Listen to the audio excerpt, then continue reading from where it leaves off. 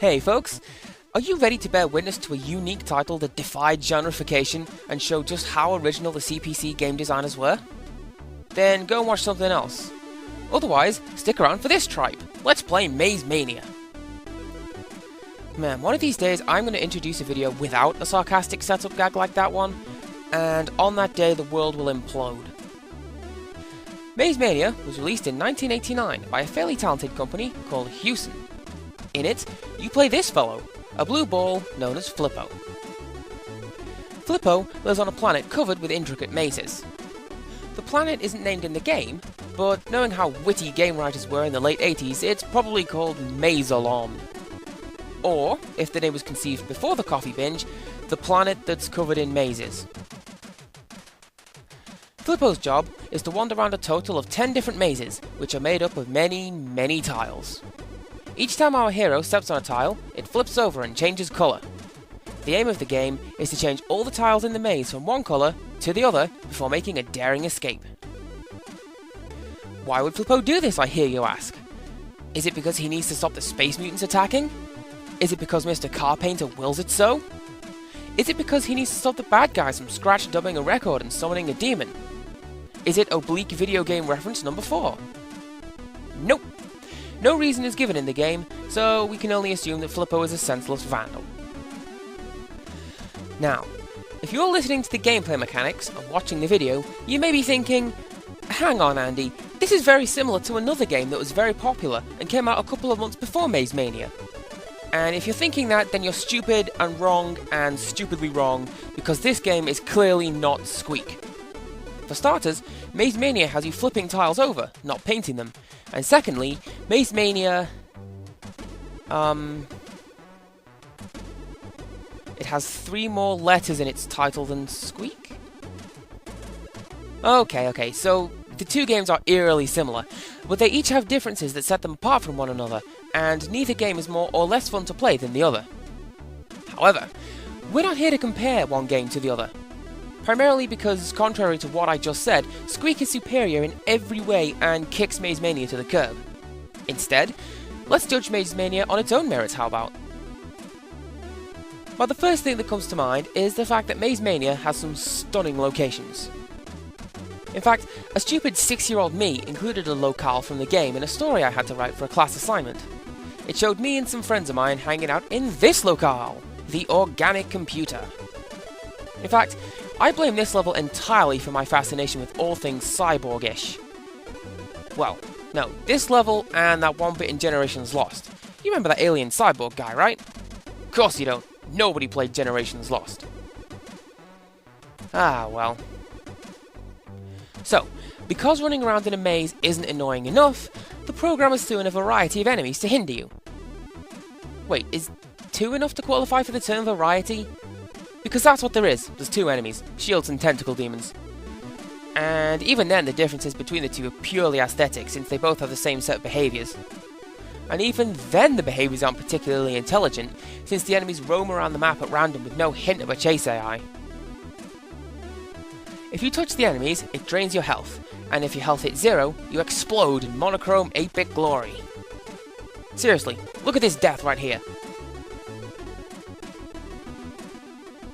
Wasn't that beautiful? I should have sent a poet. And best of all, the game gives you 3 lives, so you get to see that several times in each playthrough. On top of that, you can earn more lives by picking them up throughout the maze. That said, there's no give extra life power-up. There's only one kind of power-up, and its function is random every time you grab it. It either gives you some points, health, absolutely nothing, or on occasion, an extra life. If I'm honest, that's a pretty annoying feature. I wish they'd be more specific, so you know whether or not it's a power-up that's worth running for. Music-wise, the game has a nice little tune playing on the title screen, but that's about it. Once again, feel free to substitute your own soundtrack. My choice is something a lot more indie and or obscure, and therefore better than whatever you would pick. The lack of music is not a bad thing though. Given how long a single game can last, it's actually a good thing, since the music would loop so often it would get annoying. To that end, pretty much the only thing that lets the game down is there's no way of knowing how you're doing.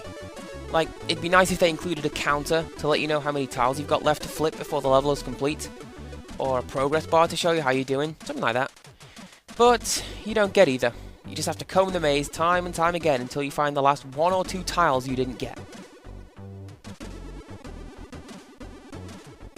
Now, regular viewers may know that I like to include honours that individual games hold. Maze Mania holds one such obscure accolade. It is the first game that ever got me into a fight at school. Lee Hillier asked me what my favourite game was, and I told him it was Maze Mania because, at the time, it was.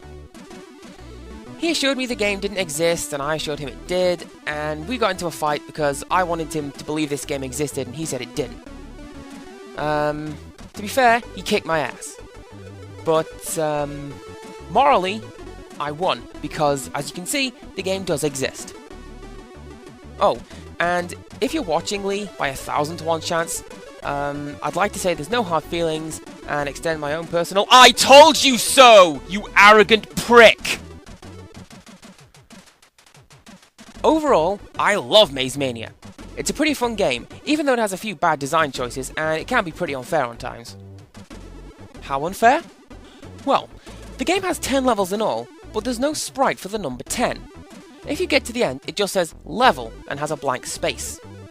It's like the programmers knew their game was too difficult to make it past level 5 and stopped caring about coding it right. Still, the game's a lot of fun, and it's still able to keep me entertained even today. But with that said, so is carving my name on my grains of rice to stop my sisters from stealing them. Yes, this is the sad but inevitable conclusion to the phrase, "it didn't have your name on it." And I'm done. So until next time, Hey! Get your hands off that peel out!